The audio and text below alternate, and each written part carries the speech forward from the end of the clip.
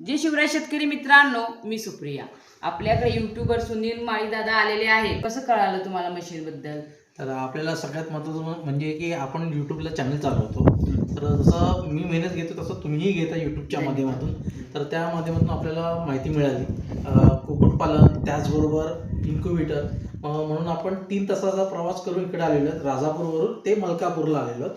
कारण की सुरुवात करायची असेल ना तर छोट्यापासून करणं गरजेचं आहे. मेहनत आहे. तर काय होतं की कोंबड्या ज्या असतात त्या अंडी वगैरे फोडतात. मग तो लॉस कसा भरून काढायचा, मग त्यासाठी एक साईड बाय साईड इन्क्युबेटर असणं गरजेचं आहे.